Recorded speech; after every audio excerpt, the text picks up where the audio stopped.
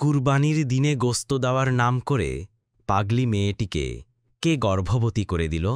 এই পাগলি মেয়েটির বাচ্চার সঙ্গে বা কি ঘটেছিল? গ্রামবাসীরা যখন জানতে পারে পাগলির সঙ্গে কে এই কাজ করেছিল, সবাই হতবাক হয়ে যায়।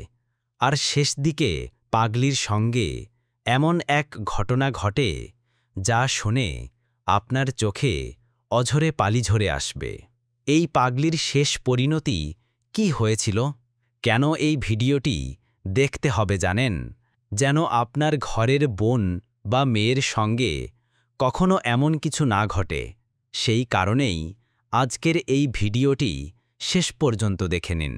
একটি ছোট্ট মেয়ে, যার চোখে ছিল পৃথিবী দেখার স্বপ্ন, ভালোবাসা পাওয়ার আকাঙ্ক্ষা এবং নির্ভরতার জন্য দুটি হাত খোঁজার চেষ্টা, কিন্তু তার জীবন শুরু হয় এক নির্মম বাস্তবতার মধ্য দিয়ে। বয়স তখন মাত্র ৭ কি ৮। সেই বয়সেই হারিয়ে ফেলে জীবনের সবচেয়ে বড় দুটি শক্তি, তার বাবা মাকে। তারা একটি দুর্ঘটনায় মারা যায়। কেউ বলে রোড অ্যাক্সিডেন্ট, কেউ বলে অসুখ বিসুখ। তবে ছোট মেয়েটি কিছুই বুঝতে পারে না, শুধু জানে তার মা আর ঘুম থেকে ওঠেন না, আর বাবাও আর ফিরে আসেন না। সেই মুহূর্ত থেকেই তার জীবন বদলে যায়। যার কোলে ঘুমানোর কথা, যার মুখে ভালোবাসার গল্প শোনার কথা, সেই মা আজ কবরের নীরবতায় হারিয়ে গেছে। বাবা যে রোজ বিকেলে ছোট্ট চকলেট এনে দিত, আজ নেই, আর কোনোদিনও আসবে না। এ এক শূন্যতার শুরু, যা কোনো শিশু মনের জন্য স্বাভাবিক নয়। একাকিত্ব যেন তাকে চেপে ধরে। বন্ধুরা, আমাদের এই ভিডিওগুলো হিন্দু মুসলমান সকল ভাই বোন দেখে। তাই আপনি যদি মুসলমান হয়ে থাকেন, তাহলে এই ভিডিওতে একটা লাইক করে দিন। আর অন্য ধর্মের হলে আমাদের কমেন্ট করে জানিয়ে দিন আপনি কোন ধর্মের অনুসারী। প্রতিবেশীরা প্রথম দিকে কিছুটা সহানুভূতি দেখায়, কেউ দুটো খাবার দেয়, কেউ জামা কাপড়, কিন্তু সময়ের সাথে সাথে সবার সেই সহানুভূতিও ফুরিয়ে যায়। কেউ তাকে নিজের ঘরে জায়গা দেয়নি। তাকে রাখা হয় পাড়ার এক বৃদ্ধার কাছে, যিনি নিজেও তেমন সামর্থ্যবান নন। ফলে মেয়েটির জীবনে শুরু হয় চরম অবহেলা আর দুঃখের দিন। পড়ালেখা থেমে যায় একদম, স্কুলে যাওয়া বন্ধ। খেলার সাথীরা তাকে এড়িয়ে চলে। কেউ কেউ বিদ্রূপ করে বলে, ও অনাথ, ওর তো কেউ নেই। এই কথাগুলো শিশুর হৃদয়ে কাটার মতো বিধে। ধীরে ধীরে মেয়েটি অনুভব করতে থাকে সে যেন সমাজে এক বোঝা। কেউ চায় না তাকে নিজের পরিবারে নিতে, কেউ চায় না তার দায়িত্ব নিতে। অথচ ওর কোনো দোষ নেই, ও তো নিজের ইচ্ছে মা বাবাকে হারায়নি। বন্ধুরা, এই বয়সেই তার ছোট্ট মন বুঝতে শেখে পৃথিবীতে টিকে থাকতে হলে কাঁদলে হবে না, শক্ত হতে হবে। কিন্তু বয়স তো কম, কিভাবে সহ্য করবে এত কিছু? দিন যায়, রাত যায়, কখনো একবেলা খেয়ে থাকে, কখনো না খেয়ে। শীত গ্রীষ্মে কোনো ঠিকানা নেই। ছোট এই বয়সেই মেয়েটি বুঝে যায় জীবনের বাস্তবতা কতটা। একসময় সে চুপচাপ হয়ে যায়, কথা বলা বন্ধ করে দেয়, কাঁদে না, হাসেও না। মুখে এক ধরনের স্থিরতা এসে যায়, যেন সে সবকিছু মেনে নিয়েছে। এই ছোট্ট মেয়েটি জানত না তার জীবনের পথ আরও কঠিন হতে চলেছে, কিন্তু এটাও জানত না একদিন ঠিক আল্লাহ তার জন্য এমন কিছু করবেন যা সারা সমাজকে স্তব্ধ করে দেবে। মেয়েটির জীবনের ট্র্যাজেডি সেখানেই থেমে থাকেনি, বরং অনাথ হওয়ার পর যেটা সবচেয়ে বেশি অনুভব করতে হয়েছে সেটা হলো সমাজের অবহেলা। পৃথিবীর সবচেয়ে কষ্টকর বিষয়গুলোর একটি হলো যখন মানুষ চোখের সামনে কাউকে ধ্বংস হতে দেখে, কিন্তু তবুও সাহায্যের হাত বাড়ায় না। আর এই সত্যটাই প্রতিদিন উপলব্ধি করতে থাকে মেয়েটি। প্রথম দিকে কিছু মানুষ দয়া দেখিয়ে একাধাবার খাবার দিত, মাঝে মাঝে কাপড়ও দিত কেউ কেউ। কিন্তু ধীরে ধীরে সেই সহানুভূতি উধাও হয়ে যায়। সমাজ তাকে দেখতে শুরু করে এক বোঝা হিসেবে। কারো বাড়ির সামনে গেলেই দরজা বন্ধ করে দেয়া হতো। তাকে ভয় পেত না কেউ, করুণাও করত না, বরং বিরক্ত হতো তার উপস্থিতিতে, যেন সে কোনো অপরাধী। অথচ অপরাধ তো একটাই, সে গরিব, অনাথ এবং অসহায়। মেয়েটি চেয়েছিল কেউ তাকে মেয়ে বলে ডাকুক, কেউ মাথায় একটা হাত বুলিয়ে দিক, কিন্তু সমাজ তাকে দেখত করুণার চোখে নয়, উপেক্ষার চোখে। আশেপাশের কিছু ছেলে প্রায় খারাপ মন্তব্য করত, মেয়েটির কাপড় চোপড়ের দিকে তাকিয়ে হাসাহাসি করত। অনেক মেয়ে তাকে বন্ধু বলে মেনে নিত না। বয়ঃসন্ধিতে পৌঁছনোর আগেই সে বুঝে যায় তার জীবন আর 10 জনের মতো স্বাভাবিক হবে না। কেউ তাকে পড়াশোনায় ফিরিয়ে নিতে চায়নি, কেউ বলেনি এসো তুমিও মানুষ হও, বরং কেউ কেউ খোঁটা দিয়েই বলতো এই মেয়ের কিছু হবে না, বাঁচলে হয়তো কোনো বাড়ির পাজের মেয়ে হবে। এমন অবজ্ঞা মেয়েটির ভিতরের স্বপ্নগুলোকে একে একে হত্যা করে দেয়। গ্রামের যে পুরানো দালানটার নিচে একটা ছাউনি ছিল, সেখানেই মেয়েটি আশ্রয় নেয়। কোনো নির্দিষ্ট বিছানা নেই, কোনো নিরাপত্তা নেই, আর কেউ তাকে খুঁজে নেয় না।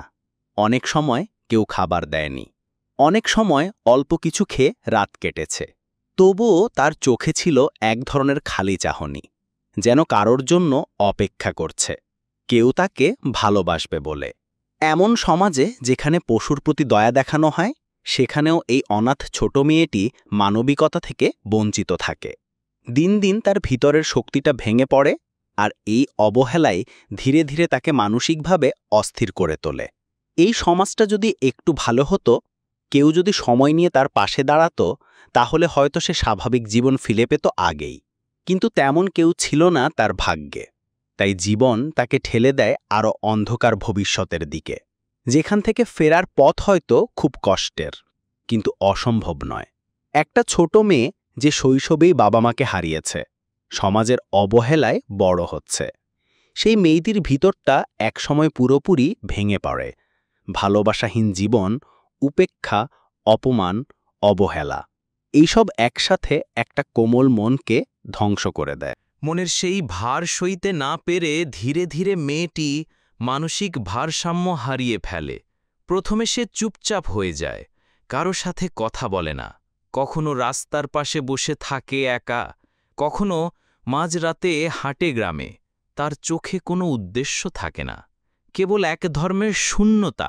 কেউ কিছু জিজ্ঞেস করলে হেসে ফেলে, আবার কখনো কান্নায় ভেঙে পড়ে। এই দ্বৈত আচরণ সবাইকে বুঝিয়ে দেয় যে মেয়েটি আর মানসিকভাবে স্বাভাবিক নেই। সমাজের মানুষজন তখন আবার নতুনভাবে তাকে অবহেলা করতে শুরু করে। ও তো পাগল, এই ট্যাগ দিয়ে তাকে অবজ্ঞা করা হয়। কেউ তার পাশে বসে না, কেউ তার কাছে যেতে চায় না। অথচ এই অবস্থায় মেয়েটির সবচেয়ে বেশি দরকার ছিল স্নেহ, সহানুভূতি আর চিকিৎসা। একজন মানুষ যখন একা হয়ে যায়, যখন কেউ তার কথা শোনে না, তখন সে নিজের মধ্যেই একটা ভিন্ন জগৎ গড়ে তোলে। মেয়েটিও তাই করেছিল, নিজের মতো করে কথা বলত, হাসত, কাঁদত, কখনো কিছু একটা কল্পনা করে তার সাথে কথা বলত। অনেক সময় এমন হতো সে রাস্তার পাশে দাঁড়িয়ে কারো কাছে কিছু চাইত না, শুধু তাকিয়ে থাকত, কখনো হাসত, হঠাৎ করে কখনো কোনো গাছের নিচে বসে চোখ বন্ধ করে থাকত, যেন সে বাস্তব থেকে পালাতে চাইছে। মানসিক রোগ ধীরে ধীরে তাকে গ্রাস করে। সে ভুলে যেতে থাকে নাম, পরিচয়, এমনকি নিজের অস্তিত্বের মূল্য। তবু সে বেঁচে থাকে, আল্লাহর হুকুমে বেঁচে থাকে, প্রতিদিন এক একটা যুদ্ধ করে। কখনো কুকুরের সাথে বসে খাবার খায়, কখনো রাস্তার পাশে ধুলোই তার বিছানা হয়ে যায়। মানুষ তাকে দেখে ভয় পায় না, করুণা করে না, দেখে যেন এক চলমান পাগল। এমন অবস্থায়ও সে যখন কখনো কোনো ঘরের সামনে গিয়ে কাজ চাইত বা খাবার চাইত, তখন কেউ কেউ কিছু দিত, কেউ কেউ তাড়িয়ে দিত। আর এত কিছুর মধ্যেও সে কারো ক্ষতি করত না, কেবল একটা অসহায় জীবন নিয়ে বেঁচে থাকার চেষ্টা করত। এই মানসিক ভারসাম্য হারানোর পেছনে কোনো জাদু ছিল না, ছিল কেবল দুঃখের পাহাড়, সমাজের অবহেলা, একাকিত্ব আর ভালোবাসার অভাব। যে ভালোবাসা একটা মানুষকে মানুষ করে তোলে, তা না পেয়ে সে আজ পাগলি। কিন্তু সে জানত না এই পাগলামির মাঝেই একদিন শুরু হবে তার জীবনের নতুন অধ্যায়, আল্লাহর এক অলৌকিক পরিকল্পনায়। মানসিক ভারসাম্য হারিয়ে ফেলার পর মেয়েটির জীবন হয়ে ওঠে আরও কষ্টকর, আরও অমানবিক, যেন এই পৃথিবীতে তার আর কোনো স্থান নেই, যেন সে অদৃশ্য কোনো প্রাণী। দিন রাত এক হয়ে যায় তার কাছে, সময়ের কোনো গতি বা ছন্দ নেই, প্রতিটি মুহূর্ত কেবল বেঁচে থাকার জন্য সংগ্রাম।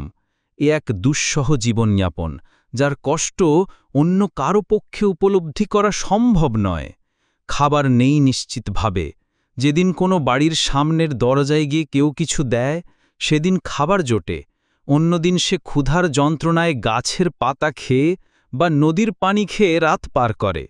কারো বাসায় ময়লা পরিষ্কারের নাম করে দাঁড়ায়, কেউ এক মুঠো ভাত দেয়, কেউ দরজা বন্ধ করে।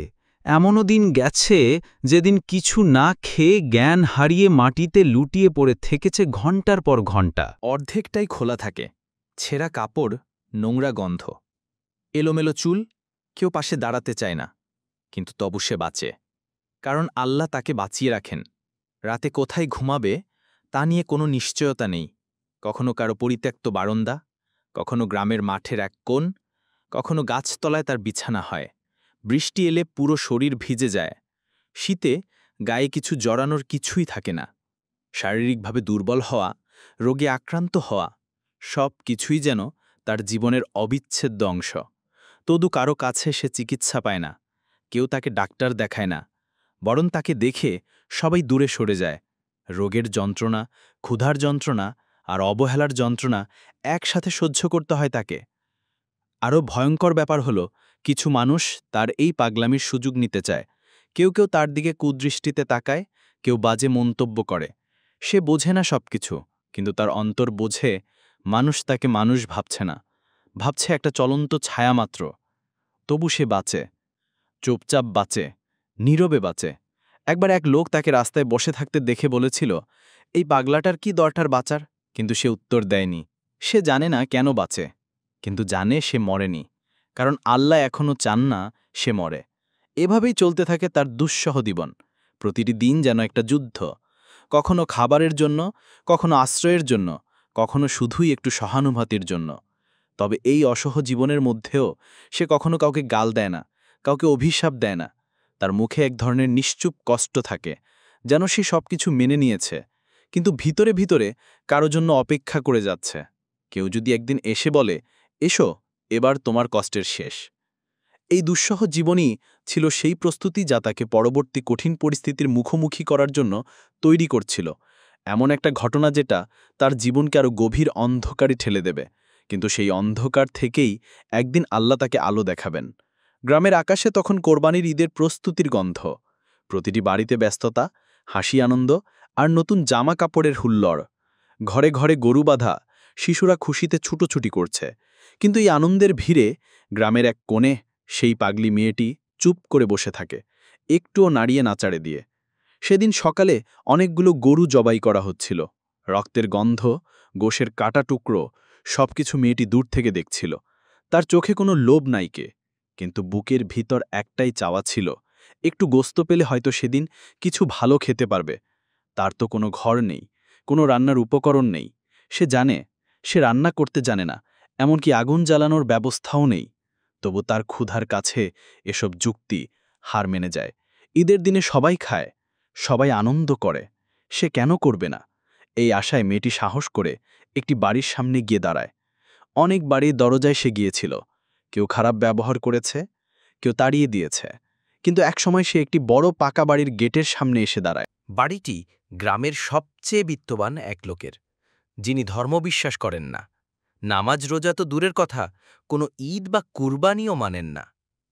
তবে মেয়েটি তো এসব বোঝে না। সে জানে বড়লোক মানেই হয়তো দয়া করবে।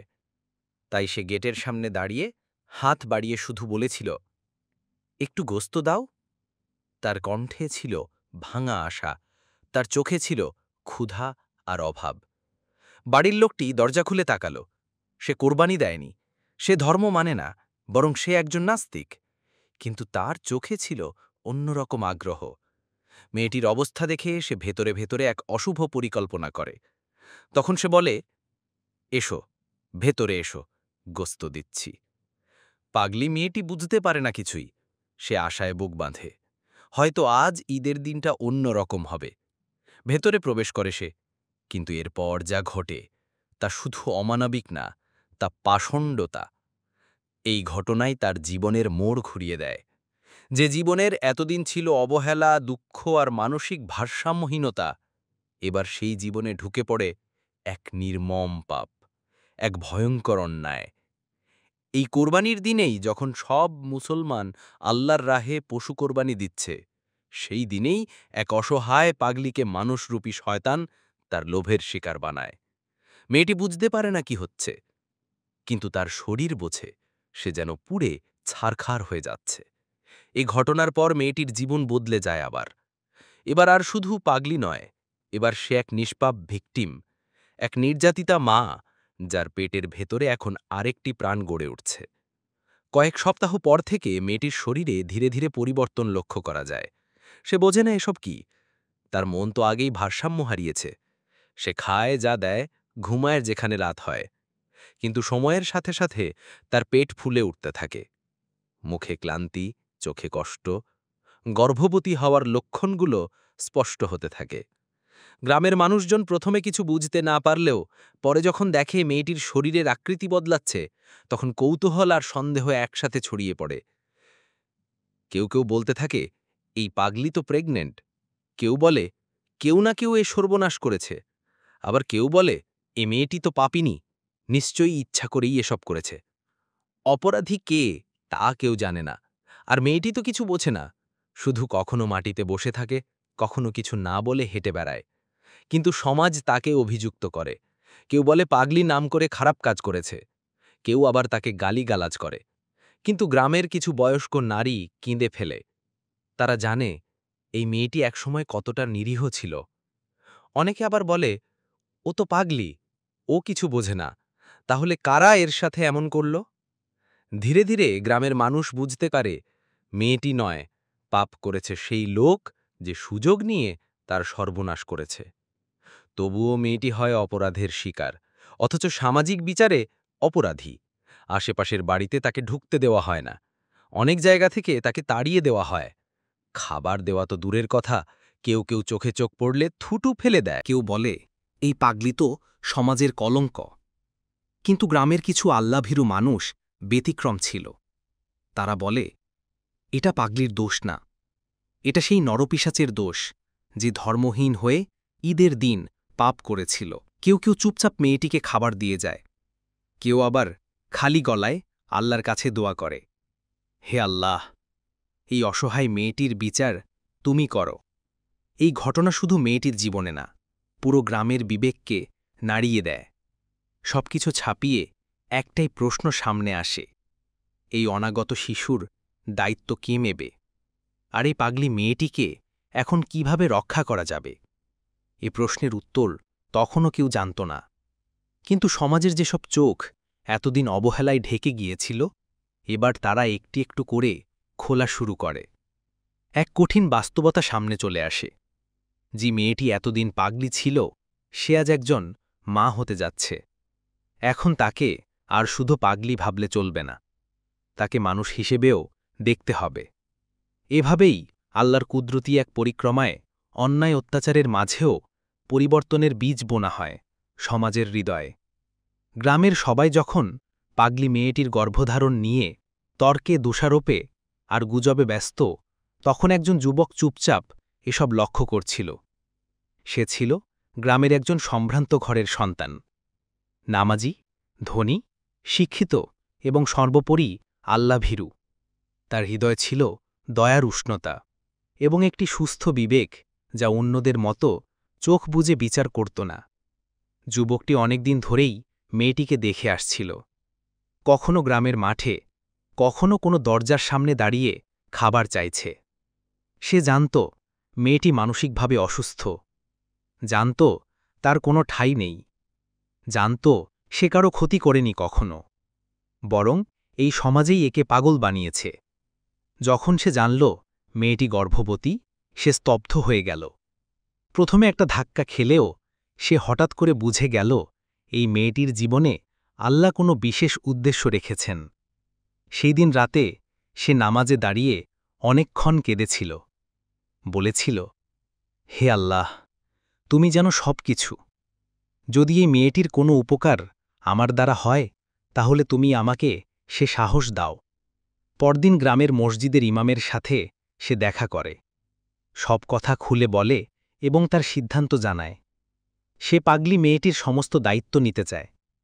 ইমাম সাহেব প্রথমে বিস্মিত হন, জিজ্ঞেস করেন, তুমি বুঝে বলছ তো এই সমাজ মেনে নেবে? যুবকটি শান্ত গলায় বলে, আমি সমাজের জন্য না, আল্লাহর সন্তুষ্টির জন্য এ কাজ করতে চাই। ওর কোনো অপরাধ নেই, ও একজন মা, আর তার সন্তানও একটি নির্দোষ জীবন। ওদের রক্ষা করা আমাদের দায়িত্ব, যদি আমরা মানুষ হই। এই কথা ধীরে ধীরে চারদিকে ছড়িয়ে পড়ে। কেউ বিশ্বাস করতে পারে না, কেউ বলে পাগল হয়ে গেছে ছেলেটা, কেউ আবার বলে আল্লাভীরু বলেই তো এমন সিদ্ধান্ত নিতে পারছে কিছু মানুষ। অনেক মানুষ অবাক হয়ে যায়, অনেক মানুষ কাঁদে, কারণ তারা নিজেরা এমনটা কখনো ভাবেনি। যুবকটি ঘোষণা করে সে পাগলি মেয়েটিকে হাসপাতালে নিয়ে যাবে, তার ডেলিভারির দায়িত্ব নেবে, সন্তান জন্মালে দেখাশোনা করবে। এবং তারপর মেয়েটিকে মানসিক চিকিৎসার জন্য ভালো কোনো হাসপাতালে ভর্তি করবে। এই সিদ্ধান্তে গ্রামে যেন আলোড়ন সৃষ্টি হয়।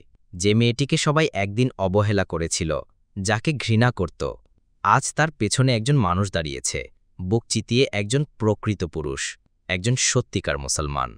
মেয়েটি তখনও কিছুই বোঝে না। যুবকটি যখন তাকে হাসপাতালে নিয়ে যায়, সে কিছু না বোঝো মুখে তার দিকে তাকিয়ে হাসে, যেন আল্লাহর পক্ষ থেকেই সেই যুবক এসেছে। হাসপাতালের বিছানায় যখন তার কোল আলো করে একটি শিশু জন্ম নেয়, সেই কান্নার আওয়াজে যেন পৃথিবীর সাক্ষ্য দেয়, অন্যায়ের মাঝে থেকেও জন্ম নেয় আলো। এই যুবক সাহসী সিদ্ধান্ত শুধু একজন পাগলিকে নয়, পুরো সমাজকে একটা শিক্ষা দিয়ে যায়। যদি তুমি আল্লাহর ওপর ভরসা করো, তবে কেউ ফেলে যাওয়া জীবনকেও পূর্ণতা দিতে পারে। হাসপাতালের একটি সাধারণ বেডে আল্লাহর রহমতে পাগলি মেয়েটির কোল আলো করে জন্ম নেয় একটি ফুটফুটে শিশু। পবিত্র রক্ত আর কান্নার সে প্রথম আওয়াজ যেন সে নিরীহ মেয়েটির জীবনে এক নতুন সূর্যোদয়ের ঘোষণা দেয়। সে বোঝে না কি হয়েছে, বুঝে না এই ছোট মানুষটিকে, কিন্তু তার চোখে জল আসে, হয়তো কোনো অজানা অনুভূতি থেকে। যুবকটি ঠিক তখনই পাশে দাঁড়িয়েছিল। না শিশুটিকে পরিষ্কার করে তার হাতে দিলে সে শিশুটির মুখের দিকে তাকিয়ে কেড়ে ফেলে। তার মনে পড়ে যায় কোরআনের সেই আয়াত, যে প্রাণকে তুমি রক্ষা করলে সে যেন পুরো মানবজাতিকে রক্ষা করলে। এই সন্তান কোনো অপরাধের ফসল নয়, এটা একটি নির্দোষ প্রাণ, আল্লাহর পক্ষ থেকে আগত এক অবুঝ মেহমান। যুবকটি ঘোষণা দেয়, এই বাচ্চাটি এখন থেকে আমার দায়িত্ব, আমি এর দেখাশোনা করব, এর পিতা আমি। হাসপাতালের ডাক্তার নার্সরাও বিস্মিত হয় যুবকের এই দায়িত্ববোধ দেখে। কেউ বলে, আজকাল এমন মানুষ কি আর আছে? কেউ কাঁদে, কেউ চুপ করে তাকিয়ে থাকে শিশুটির দিকে। নাম রাখা হয় রহমত, অর্থাৎ আল্লাহর করুণা। এই নামটা যেন একেবারেই উপযুক্ত, কারণ তার আগমনেই পাগলি মেয়েটির জীবনের এক নতুন দিগন্ত খুলে গেছে। যুবকটি মেয়েটির জন্য নতুন কাপড় কিনে আনে, শিশুর জন্য ছোট ছোট জামা, দুধের বোতল, ঔষধ, সবকিছু নিজের হাতে সাজিয়ে রাখে, যেন সে জন্ম থেকেই এই শিশুর পিতা হয়ে দাঁড়িয়েছে। পরে সে পাগলি মেয়েটিকে রাজধানীর এক ভালো মানসিক হাসপাতালে ভর্তি করে। ডাক্তাররা দেখে আশ্চর্য হয়, মেয়েটির মধ্যে চিকিৎসার প্রতিক্রিয়া ভালো দেখা দিচ্ছে। তারা বলে, যদি সঠিক চিকিৎসা হয়, এই মেয়ে একদিন সুস্থ হয়ে উঠতে পারে। ততদিনে শিশুটি বড় হতে থাকে যুবকের কোলে। সে নিজে তাকে দুধ খাওয়ায়, কোলে করে ঘুম পাড়ায়, আদর করে বলে, তুই আমার জীবন বদলে দিয়েছিস, জানিস? তার পরিবারও প্রথমে কষ্ট পেয়েছিল, কিন্তু ধীরে ধীরে বুঝতে পারে ছেলের এই কাজ হয়তো সমাজের চোখে অসম্ভব, কিন্তু আল্লাহর দরবারে সবচেয়ে সম্মানজনক। এই শিশুর মুখ দেখেই গ্রামের মানুষ আর পাগলি মেয়েকে আগের চোখে দেখে না। অনেকেই এসে বলেছে, ভাই, তুমি যদি না থাকতে তাহলে এই জীবনটা আর রক্ষা পেত না। যুবকটি শুধু হেসে বলে, আমি কিছু করিনি, আল্লাহ আমাকে একটা কাজ দিয়েছেন, আমি চেষ্টা করছি ঠিকভাবে করার। এইভাবে এক পাপের পরিণতিও আল্লাহর কুদরতে হয়ে যায় পবিত্রতার নিদর্শন। যেখান থেকে আশাহীনতা জন্ম নেয়, ঠিক সেখানেই আল্লাহ আশার দরজা খুলে দেন। পাগলি মেয়েটি তখন রাজধানীর এক মানসিক হাসপাতালে ভর্তি। তার জন্য আলাদা একটি ঘর রাখা হয়, যেখানে চারপাশে নিরাপত্তা, পরিষ্কার পরিচ্ছন্ন পরিবেশ আর নিয়মিত ডাক্তার নার্সদের তত্ত্বাবধান রয়েছে। প্রথমে মেয়েটি কিছুই বুঝে উঠতে পারে না, ওষুধ খেতে চায় না, কাউকে বিশ্বাস করে না, কিন্তু ধৈর্য ও যত্নে ধীরে ধীরে বদল আসতে শুরু করে। চিকিৎসকেরা বলে, মেয়েটি শৈশব থেকে মানসিক ট্রমা ও অবহেলার শিকার। বাবা মাকে খুব ছোটবেলায় হারিয়ে একাকিত্ব আর ভালোবাসার অভাব তাকে মানসিকভাবে দুর্বল করে তোলে। সময় মতো সঠিক চিকিৎসা পেলে মেয়েটি হয়তো কখনোই পাগলি হয়ে যেত না।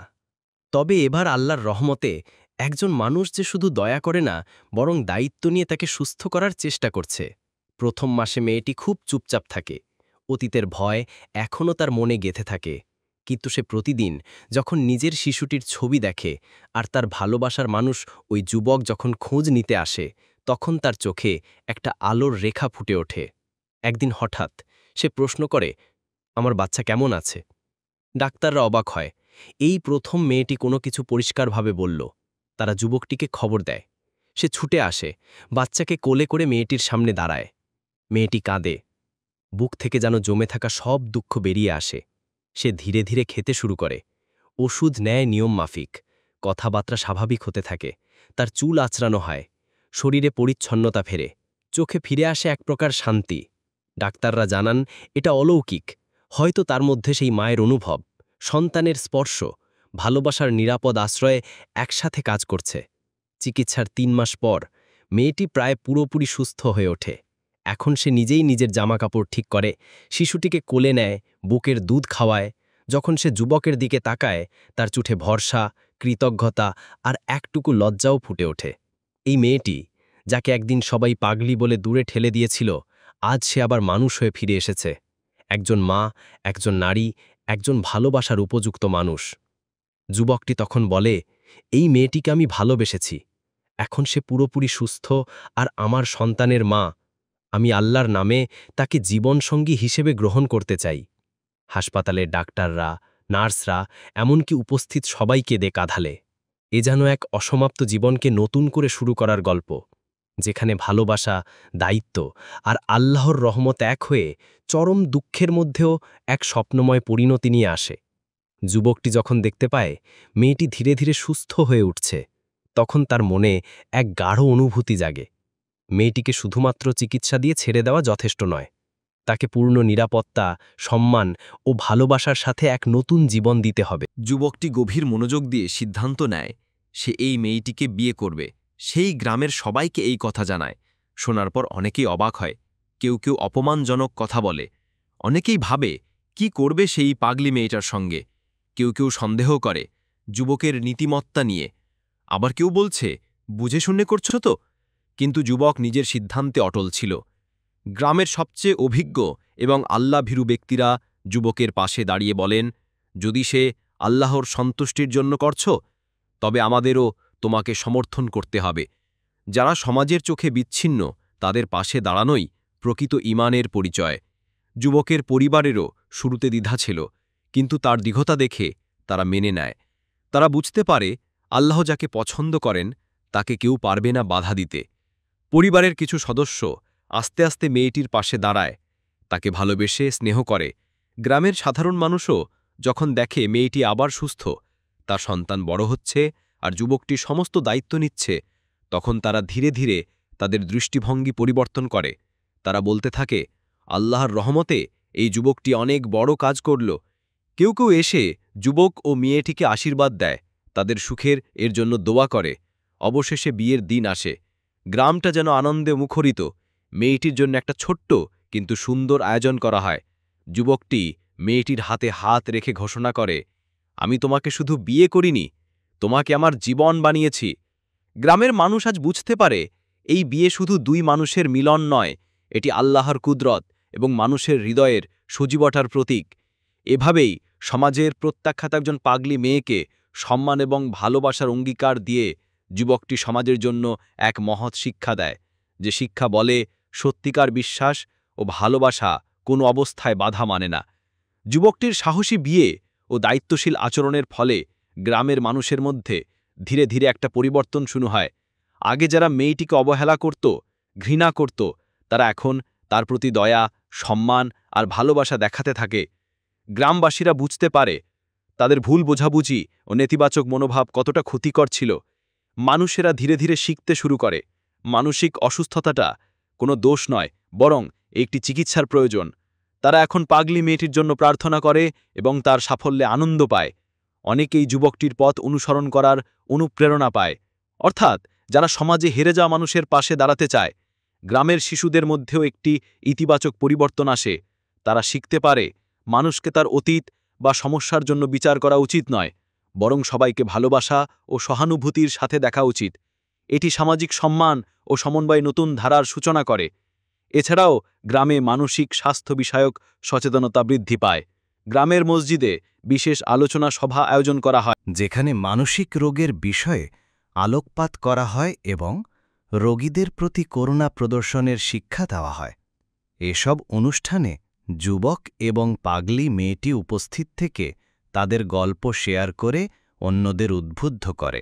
সমাজের এই ধীর পরিবর্তন যুবকটির সাহস, দায়িত্ববোধ ও আল্লাহর রহমত ছাড়া সম্ভব ছিল না।